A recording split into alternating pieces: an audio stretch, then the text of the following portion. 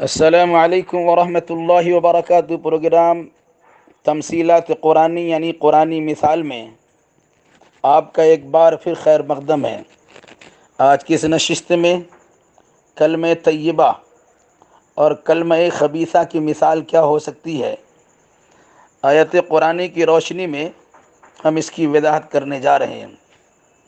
چنانچہ اللہ تبارک و تعالیٰ کا فرمان ہے: أَلَمْ تَرَ كَيْفَ ضَرَبَ اللَّهُ مَثَلًا كَلِمَةً طَيِّبَةً كَشَجَرَةٍ طَيِّبَةٍ أَصْلُهَا ثَابِتٌ وَفَرْعُهَا فِي السَّمَاءِ تُؤْتِي أُكُلَهَا كُلَّ حِينٍ بِإِذْنِ رَبِّهَا وَيَضْرِبُ اللَّهُ الْأَمْثَالَ لِلنَّاسِ لَعَلَّهُمْ يَتَذَكَّرُونَ وَمَثَلُ كَلِمَةٍ خَبِيثَةٍ كَشَجَرَةٍ خَبِيثَةٍ اجْتُثَّتْ مِنْ فَوْقِ الْأَرْضِ مَا لَهَا مِنْ قَرَارٍ يثبت الله الذين آمنوا بالقول الثابت في الحياة الدنيا وفي الآخرة ويذل الله الظالمين ويفعل الله ما يشاء۔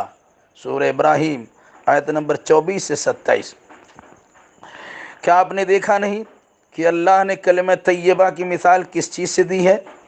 اس کی مثال ایسی ہے جیسے ایک اچھی ذات کا درخت جس کی جڑ زمین میں گہری جمی ہوئی ہے اور شاخیں آسمان تک پہنچی ہوئی ہے۔ ہر وقت وہ اپنے رب کے حکم سے پھل دے رہا ہے۔ یہ مثالیں اللہ تبارک و تعالی اس لیے دیتا ہے کہ لوگ ان سے سبق حاصل کریں۔ اور کلمہ خبیثہ کی مثال ایک بدذات درخت جیسی ہے جو زمین کی سطح سے اکھاڑ پھینکا جاتا ہے۔ اس کے لیے کوئی استحکام نہیں ہے۔ اہل ایمان کو اللہ تبارک و تعالی ایک قول ثابت کی بنیاد پر دنیا و آخرت دونوں میں ثبات قدمی عطا فرماتا ہے، اور اللہ ظالموں کو گمراہ کر دیتا ہے، اور اللہ جو چاہتا ہے کر گزرتا ہے۔ کلمہ طیبہ کے معنی اچھی اور پاکیزہ بات کے ہیں۔ اس سے مراد کلمہ توحید ہے جو اسلامی عقیدہ کی بنیاد اور ایمان کی اساس ہے۔ اس کی مثال ایک ایسے درخت سے دی گئی ہے جس کی جڑ زمین میں جمی ہوئی اور شاخ فضا میں پھیلی ہوئی ہے۔ یہی خصوصیت کلمہ توحید کی ہے کہ اس کی جڑ انسانی فطرت کے اندر جمی ہوئی ہے اور اس کی شاخیں آسمان میں پھیلی ہوئی ہے۔ یعنی کلمہ توحید کی بنیاد پر عمل کا تناور درخت وجود میں آتا ہے اور اعمال صالحہ ہونے کی بنا پر بلندی کی طرف چڑھتے ہیں اور خوب نشو و نما پاتے ہیں۔ پھر یہ مثالی درخت جس طرح ہر وقت پھل دیتا ہے، اسی طرح کلمہ توحید کا فیضان ہر وقت جاری و ساری رہتا ہے، اور آخرت میں اس کے ثمرات و برکات کا ظہور ہمیشگی کی نعمتوں کی شکل میں ہوگا۔ رہا کلمہ خبیثہ، تو کلمہ خبیثہ کے معنی بری اور ناپاک بات کے ہیں۔ مراد باطل کلمہ ہے، خواہ وہ شرک ہو، الحاد ہو یا کفر۔ اس کی مثال ایسی ہے جیسے نکما درخت یعنی جھاڑ جھنکار جس کی جڑیں زمین میں جمی ہوئی نہیں ہوتی، اسی طرح کلمہ باطل کی جڑ انسانی فطرت کے اندر جمی ہوئی نہیں ہوتی، اس لیے اس کو آسانی سے اکھاڑ پھینکا جا سکتا ہے۔ ایک بے فیض کلمہ ہے جو انسان کو اعمال صالحہ سے محروم کر دیتا ہے اور آخرت میں نامرادی کے سوا کچھ حاصل نہیں ہوگا۔ یعنی وہ کلمہ طیبہ ایسا بارآور اور نتیجہ خیز کلمہ ہے کہ جو شخص یا قوم اسے بنیاد بنا کر اپنی زندگی کا نظام اس پر تعمیر کرے، اس کو ہر آن اس کے مفید نتائج حاصل ہوتے رہتے ہیں۔ وہ فکر میں سلجھاؤ، طبیعت میں سلامت، مزاج میں اعتدال، سیرت میں مضبوطی، اخلاق میں پاکیزگی، روح میں لطافت، جسم میں طہارت و نظافت، برتاؤ میں خوشگواری، معاملات میں راست بازی، کلام میں صداقت شیاری، قول و قرار میں پختگی، معاشرت میں حسن سلوک، تہذیب میں فضیلت، تمدن میں توازن، معیشت میں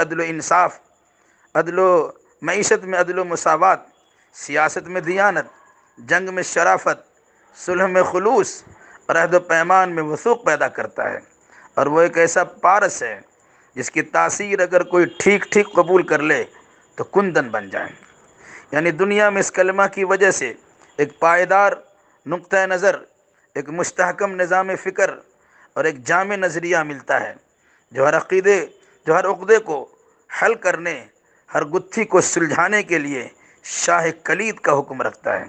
سیرت کی مضبوطی اور اخلاق کی استواری نصیب ہوتی ہے، جسے زمانے کی گردشیں متزلزل نہیں کر سکتی۔ زندگی کے ایسے ٹھوس اصول ملتے ہیں جو ایک طرف اس کے قلب کو سکون اور دماغ کو اطمینان بخشتے ہیں، دوسری طرف انہیں صحیح و عمل کی راہوں میں بھٹکنے، ٹھوکریں کھانے اور تلون کا شکار ہونے سے بچاتے ہیں۔ پھر جب وہ موت کی سرحد پار کر کے عالم آخرت کی حدود میں قدم رکھتے ہیں تو وہاں کسی قسم کی حیرانی اور سراسیمگی و پریشانی ان کو لاحق نہیں ہوتی، کیونکہ وہاں سب کچھ ان کی توقعات کے عین مطابق ہوتا ہے، اور وہ اس عالم میں اس طرح داخل ہوتے ہیں گویا اس کی راہ و رسم سے پہلے ہی سے واقف تھے۔ ہمیں کلمہ طیبہ کی مثال سمجھ کر اپنے اندر ان خوبیوں کو جمع کرنے کی بھرپور کوشش کرنی چاہیے، اور کلمہ خبیثہ کی خرابی کو مد نظر رکھتے ہوئے ایسے خبیثہ کلمات اور برے اوصاف سے ہمیں کوسوں دور بھاگنے کی ضرورت ہے۔ یقیناً اگر ہم نے کلمہ طیبہ اور کلمہ خبیثہ کی مثال کو سمجھ لیا اور اپنی زندگی میں اسی انداز سے تبدیلی پیدا کرنے کی کوشش کی تو انشاءاللہ الرحمن ہمارے اندر انقلاب پیدا ہوگا، صحیح سمت کی رہنمائی ملے گی، صحیح ڈگر پر چلنے کا موقع ملے گا، اور جنت الفردوس میں اعلیٰ مقام حاصل کرنے کی ہمارے لیے سہولیات فراہم ہوگی۔ اللہ ہمیں اور جملہ مسلمانوں کو کتاب اللہ کو سمجھنے اور اس کے کلمہ طیبہ کی روشنی میں زندگی گزارنے کی بھرپور توفیق مرحمت فرمائے۔ والسلام علیکم ورحمۃ اللہ وبرکاتہ۔